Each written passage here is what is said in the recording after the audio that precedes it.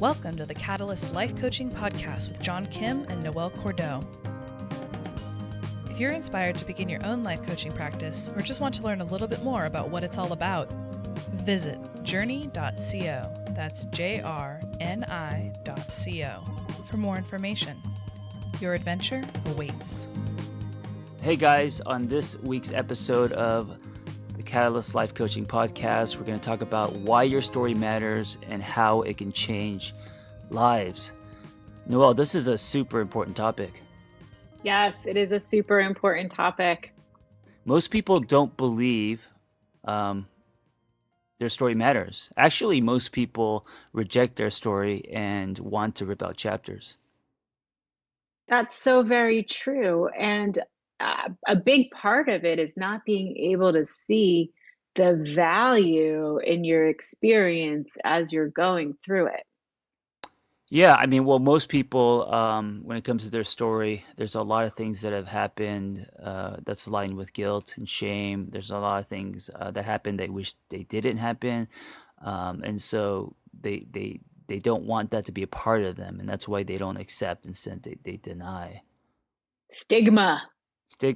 And then, also like our ideas of how we want life to play out. And which, it rarely matches that, of course, to everyone. And then us wanting to hide that. Yeah, and I can empathize so much. As you were talking, I was going back and I was thinking of key words that have really come to define me as I share my story and how I felt about them when I first experienced it, like divorce, the Yeah. D word, Yeah. right? When I first was getting divorced, I was only 29 years old. Wow. And it was super weird to be not even 30 and to be divorced. Sure. And to have that go down, and people were, and I distinctly remember people looking at me like, what's wrong with you? Yeah. And Well, now, and 10 then years later, int- not a int- thing. internalizing that too, probably at that age. Oh, sincerely internalizing it Yeah. and feeling like there was something wrong with me if I wasn't partnered. Yeah. Do you think today it's a little bit different? Do you think it's changing, or do you think society, and I guess it depends where you live, there's still that stigma with divorce, meaning, the world stamps defective or failure on your forehead if you're divorced. From my vantage point now, at 39, so literally 10 years later, half my friends are divorced. Yeah. Half the world is divorced. It's a really recognizable thing.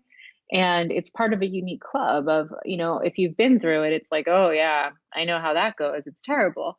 So I think there is less stigma around it. And I think maybe when I was approaching it too, it was also, given my young age, through the lens of my family of origin, which is Catholic, Italian. I was the first person in my family to ever get divorced, intergenerationally. And so there was a lot there.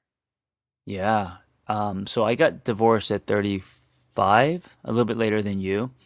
And it's the same. I'm Korean, so coming from Asian culture, even though I'm Americanized, that was a big deal. They thought that was it. They thought, that my life was over. And it was very kind of like, it was very dramatic and very, what are we gonna do now?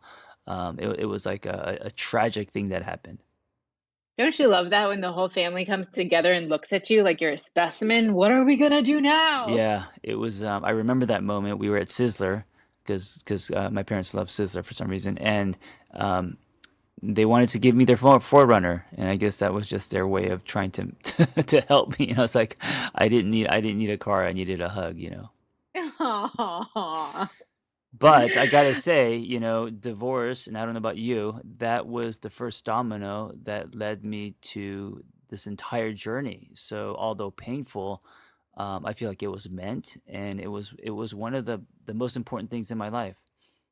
Me too. I would have been such a raging asshole if I had stayed in the life that I had when I was in my 20s. My Yeah. God.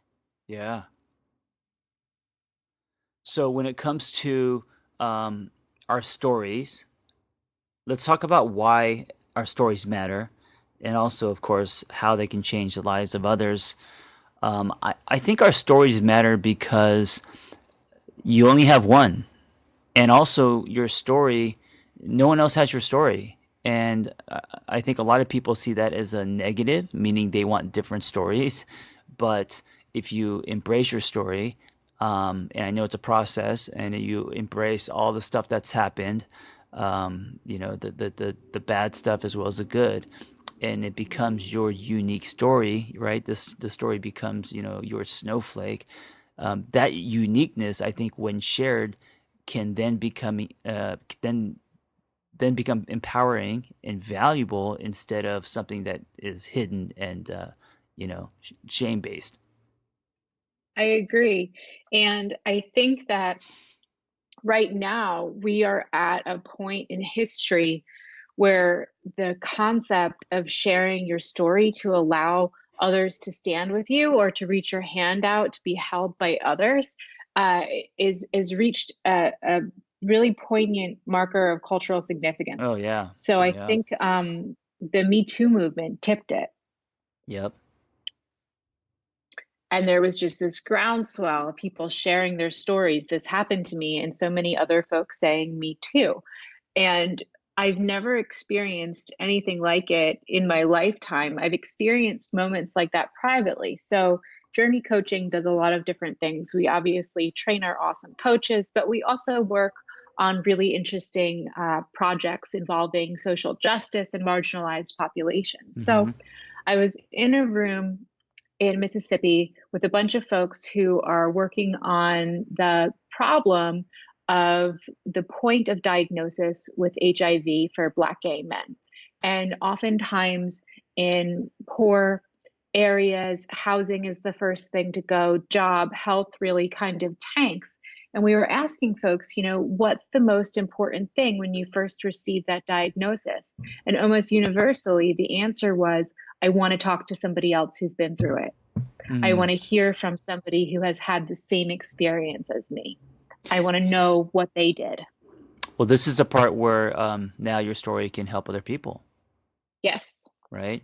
Yes. I was thinking, in the history of time, like going back to like the caveman days when we were sharing our stories by the drawings on the wall and what happened during hunting or whatever, to now, um, there's never been a time where we are literally sharing our stories in real time, 24 hours a day all over the world. Like it's constantly happening. It's just like water flowing. It is. It's constantly happening and people are mirroring. It's Yeah. it's the call and response that I think has happened throughout humankind, call and response, call and response. But yeah, we're seeing a phenomenon take place. So, what do you think is going to happen as more people share their stories? Do you think it's just going to get noisy, or do you think it's going to turn into just kind of people finding their tribe and allowing those stories they relate to help them? I mean, that's Yeah, already I happening, think I guess. I think it's changing the way that we as a society are viewing the formation of community. Yeah. Because there's been such a breakdown in the social fabric of where we live in our actual communities. I think there are very few folks who experience true community where you know all your neighbors, you know your neighbors' birthdays, you know their anniversaries, you bring food over when somebody's sick. The way that my parents experienced their neighborhoods. I don't experience that. I know my neighbors, but I don't have relationships with them on that level of depth. How about you? Um, yeah, it's the same way. I don't really know my neighbors. I mean, I guess my neighbors are the people that I engage with on social media. Those There are you go. those have become my neighbors, not my Those literal. have become your. Yeah, not my literal neighbors. And that's what's changed. I think, in the 50s, we were actually more engaging with our neighbors because we would, bake at the pies and walk over and have barbecues and all that. And today, I think our tribe has become digital. Our tribe has become digital. And one thing that hasn't changed is that we need each other to survive. Right. And sharing our story to get what we need allows us to connect with others that are like-minded, that have been through the same things as us, and who want to solve the same issues and problems. Yeah. It's a very interesting time. And if you haven't, we did a previous episode on how to share your story, but I just want to emphasize that it's not just about verbally vomiting. I think it's about doing it in a way where your intention is to not only find your voice for yourself, but also to help other people. And this is the second part of this: how sharing our stories today are actually helping other people. Helping other people, leading to community, and inspiring activism. I think if you're coming at this with the right intention, that's the natural process flow. Yeah. And so, what the other thing that's happening by you sharing your story, you are, whether you know it or not, you are accepting it. As long as you're sharing it honestly, right? As long as there's no fabrication. When you do Right. when you do share what you've gone through, you are that announcement alone means that you're accepting it, and there's something very healing and therapeutic about you accepting your story. It makes you come out of the rock, you know? And sharing your story can go in so many different directions. So I'm thinking of Lindsay Hawken, who Hmm. is one of our instructors for Catalyst Intention. She teaches branding and niche development, and she's a badass.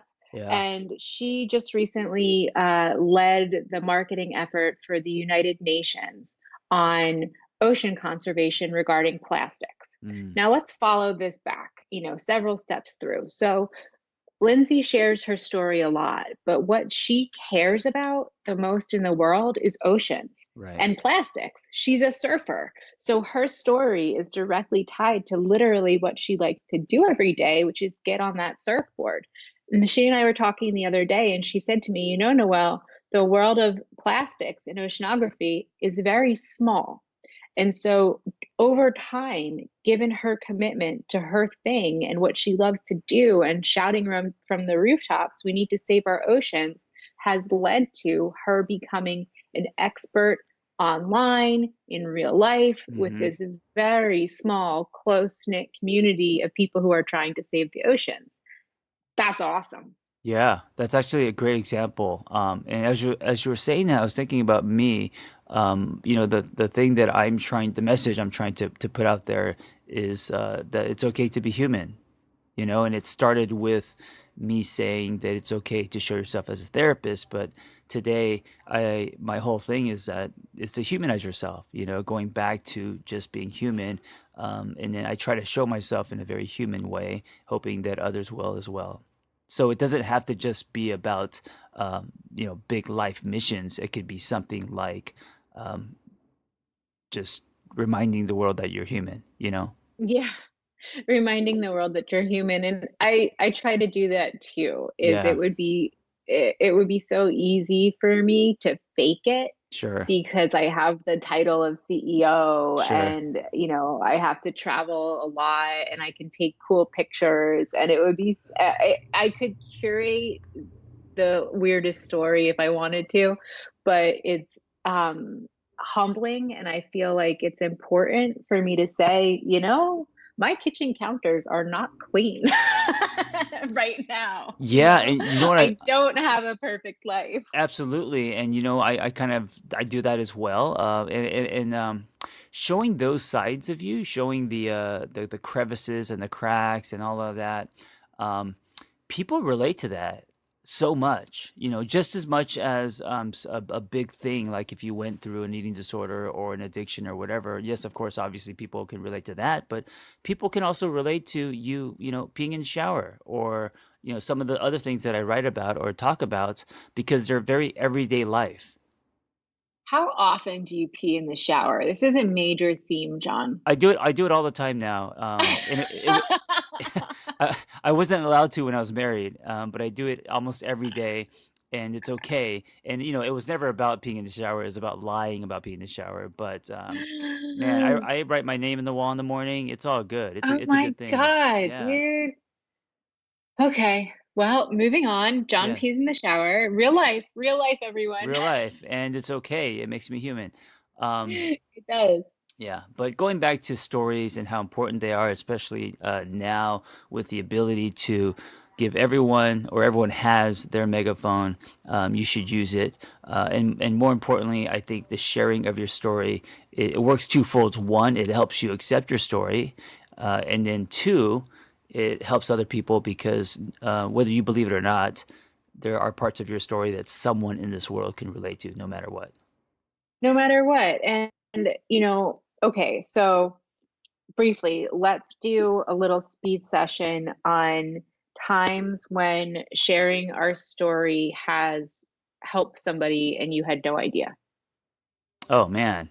Well, first of all, there are so many times that you and I are not even aware of, right? Oh, yeah. But we also get emails all the time on what you said in this podcast episode or what you wrote here, how that's helped me. So I mean, starting wide, I'm gonna say divorce, rebirth. For me, all my conversations about men. I get a lot of emails from men who were afraid to talk about that stuff, but now they're curious and interested. Um, Love, codependency, all of that's dating, what it means to be single. hmm hmm Um, When I teach in the Catalyst Intensive, I do a full session on unmasking, and I mm, go through all of my really big fuck ups. And I talk about, how they impacted me as a coach and what yeah, happens. And just to sit down with somebody, a group of our students and say, hey, this is what happened to me. This is how it went. This is how it impacted me as a young coach. I've gotten so much feedback that gives people permission to yeah. feel less scared. I love that. I love that you're doing that because it takes courage and vulnerability to say that these are all the times that I've quote unquote failed or fucked up. But look what happened from that. Yeah, look what happened from that. And and the most important message there is, and I've managed to have a really incredible career over the last 10 years anyway. Sure. Well, I mean, I think your career is better because of it. Yes. Yes, the humility that comes from learning the hard way. Yeah. I mean, if we didn't have any fuck ups, we would just have a lot of ego and think we knew how to do everything because That's true. there would have been no turbulence. There would be And no lessons to learn. nobody would like to hang out with us as much as they do. We Right. would be Right. horrible. I think that's very true. The more you fuck up, the more friends you're gonna have. Yeah. That's very true. So, guys, if anything, we want this episode to be a reminder on how important your story is, the value of sharing it, and also knowing that by you sharing it, you are going to impact other people. And here's the thing, it's like throwing a rock into the pond and not worrying about the ripple. You don't know how you're going to affect other people. It's not your business, but trust us, you will. You will get emails and DMs and messages, and you'll be surprised at how many people can relate, or maybe it's just a reminder, whatever. But whatever you share and the way that you share it is going to resonate with other humans. Yes, be generous. Be generous with your words. Yes, and keep doing it. All right, guys, share your story. Noelle, see you soon.